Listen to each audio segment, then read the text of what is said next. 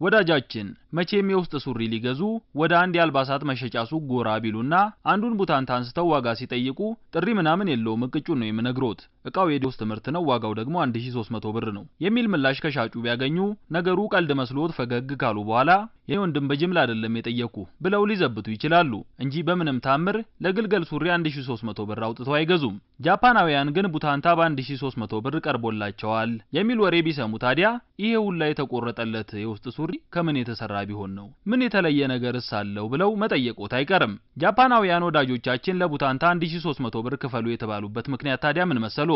ለየት ባለ ጨርቅ የተሰፋ በጌጥ የተንቆጠቆጠ ሆኖ ምናምን አይደለም። ሃዋይ በተባለችው የሀገር አሜሪካ ግዛት ላይ ተሰጥቶ ንጹህ አየር የነፈሰበት ስለሆነ ብቻ ነው የጃፓኑ የዲዮስ ፓንት አምራች ድርጅት የሃዋይ ንጹህ አየር የነፈሰበትን ፓንት በ1300 ብር ግዙኝ ብሎ ለገበያ ያቀረበው። ጸረ ጠረን የወንዶች የውስጥ ሱሪ ምርቱን ለገበያ ያቀረበው ሴረን ሃዋይ ላይ ለሁለት ቀናት አስጥቶ ንጹህ አየር ያጠገባቸውንና በጠርሙስ እያሸገ ለገበያ ያቀረባቸውን ቦክሰር በመባል የሚታወቁት ጥንድ የወንዶች ቡታንታዎች ብዛታቸው 100 ሲሆን ተመሳሳይ የውስጥ ሱሪዎች ከሚሸጡበት ዋጋ በእጥፍ ዋጋ ጨምረው ነው ለገበያ ያቀረቡት። ሴረን ለገበያ ያቀረበው አስገራሚ ነገር የሃዋይን አየር የቀመሱ ፓንቶችን ብቻም አይደለም። የኔን ምርቶች ለመሸመት እስከ 3000 የጃፓን ገንዘብ የን ለምታወጡ ደንበኞቼ የታሸገ የሃዋይ አየር እመርቅላችኋለሁ ብሎም ከሃዋይ ሰብስቦት ያመጣውን አየር ልክ እንደ ጀላቲ በላስቲክ እያሸገ አሰናርቶ አስቀምጧል።